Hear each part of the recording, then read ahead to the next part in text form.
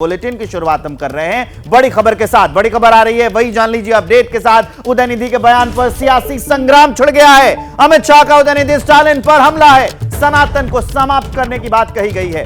सत्ता के लिए सनातन धर्म पर यह हमला है, यह कहा है अमित शाह ने। अमित शाह चुनावी रैली को संबोधित कर रहे थे और उसी में उन्होंने साफ कहा कि यह सनातन धर्म पर हमला है। जेपी नड्डा उधर वो भी चुनावी रैली को आज संबोधित कर रहे थे। उन्होंने अपने संबोधन में कहा कि उदयनिधि का जो बयान है वो विपक्षी गठबंधन पर निशाना साधा उसको देखते हुए, और कहा कि एक रणनीति बनाने के लिए मुंबई में यही मिले थे क्या।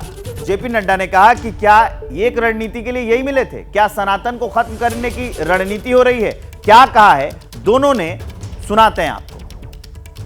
2 दिन से आप इस देश की संस्कृति का, इस देश के इतिहास का, सनातन धर्म का अपमान कर रहे हैं। इंडी अलायंस के 2 प्रमुख दल डीएमके और कांग्रेस पार्टी, इनके बड़े नेता, एक वित्त मंत्री का बेटा और एक मुख्यमंत्री का बेटा, वो कह रहे हैं सनातन धर्म को समाप्त कर देना चाहिए। वोट बैंक की और तुष्टीकरण की राजनीति करने के लिए सनातन धर्म को समाप्त करने की बात की है।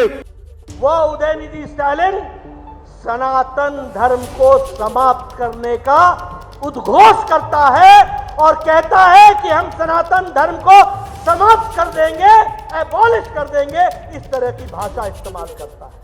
क्या घमंडिया गठबंधन का ये सोचा समझा राजनीतिक रणनीति है क्या कि ये जो आपने मोहब्बत की दुकान चलाई, ये मोहब्बत की दुकान में हिंदू धर्म और सनातन की नफरत का सामान कहां बिक रहा है। तो अमित शाह और जेपी नड्डा ने जो वार किया वो हमने आपको सुनवाया। तमिलनाडु के मुख्यमंत्री एमके स्टालिन के बेटे उदयनिधि का वो बयान भी आपको सुनवा देते हैं जिस पर ये पूरा बवाल छिड़ा हुआ है। சனாதனத்துடைய அடிமைகள் கடந்த 10 ஆண்டுகளா சமத்துவபுரங்களை பராமரிக்கவே இல்லை. நம்முடைய ஆட்சி அமைந்த இந்த 2 ஆண்டுகள்ல சமத்துவபுரங்கள் பராமரிப்புக்கு ஒரு வீட்டிற்கு 50,000 ரூபாய் நிதி ஒதுக்கி, அதேபோல் புதுப்பிக்கிறதுக்கு 1 லட்சம் ரூபாய் சமத்துவபுரங்களை புதுப்பித்திருக்கிறார் நம்முடைய திராவிட மாடல்।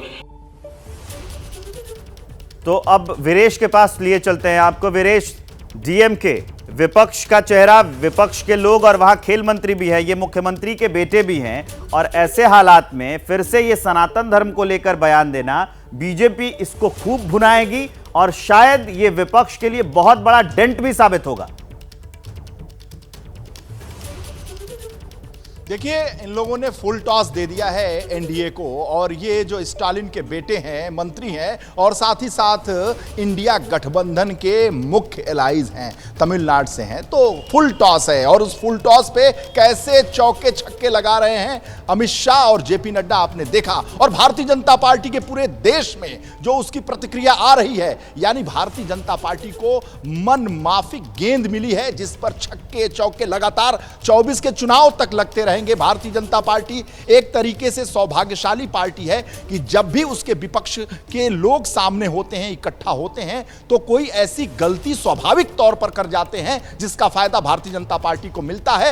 सनातन धर्म विपक्ष ना सुधरता है, ना इस पर ध्यान देता है कि ऐसे माहौल में उसे क्या बोलना चाहिए, और बाद में सफाई दिए फिरते हैं कि हमारा मतलब ये नहीं था, हम कुछ और समझाने की कोशिश करते हैं, लेकिन अपनी बात शायद वो वोटर और जनता तक नहीं पहुंचा पाते। जैसे ही घड़ी का काटा दोपहर 2:30 पे आए, बबीता जी का दिल सास बहू साजिश के लिए मचल जाए। और ये है इनकी बहू, पूरे दिन ऑफिस की टेंशन हो जाए गॉन जब ये करें अपना फेवरेट शो फ्री टाइम पे ऑन। इनकी तरह आप भी देखें अपना फेवरेट शो अपने टाइम पर, और डाउनलोड कीजिए एबीपी लाइव ऐप अपने स्मार्ट टीवी पर।